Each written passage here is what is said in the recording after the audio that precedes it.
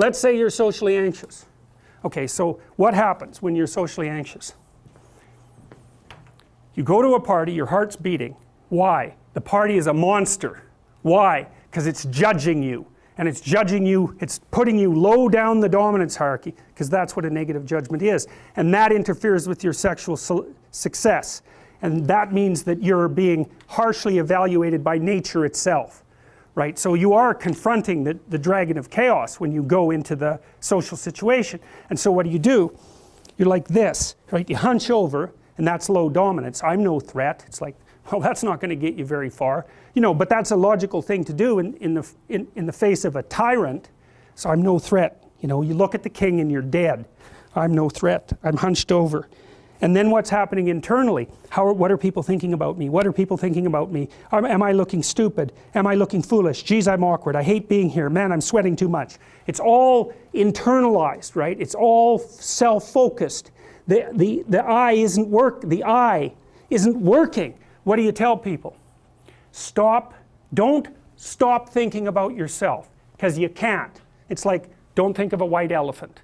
White elephant, white elephant, white elephant. You can't tell someone to stop thinking about something because they get caught in a loop. What you do with socially anxious people is you say, look at other people. Look at them, right? Why? Because if you look at them, you can tell what they're thinking.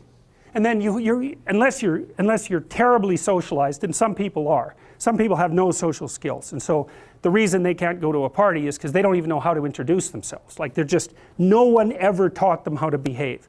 And so they're really good candidates for behavior therapy, because you walk them through the process of how you actually manifest the procedures that are associated with social acceptability.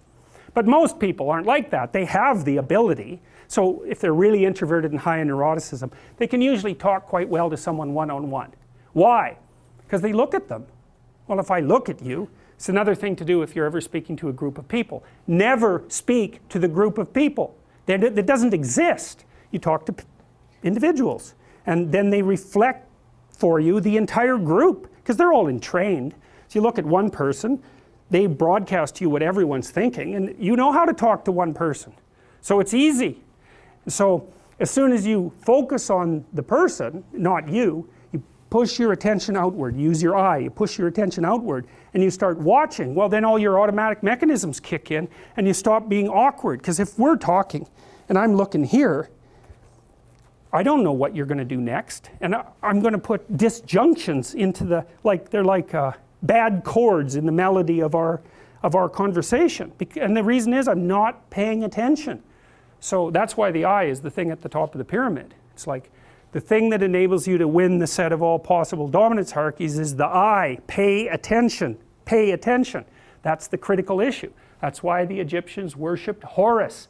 That's why Horus was the thing that rescued Osiris from the depths. It's the capacity to pay attention. What do you pay attention to most? What your right hemisphere signals as anomalous.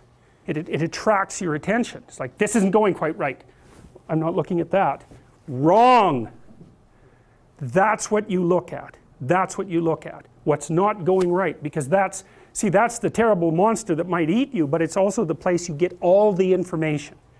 So that's why it's useful to have discussions with your enemies, because they will tell you things you do not know. And that's such a great thing, because if you don't know them, well, you're not very smart, are you?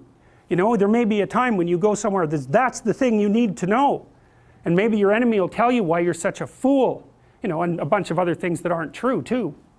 But even one thing that's accurate, it's like, yeah, thanks very much, man, maybe I'll do some work on that, and I won't have to carry that forward.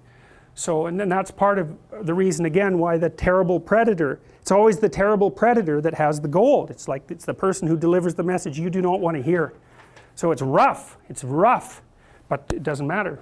Life is rough.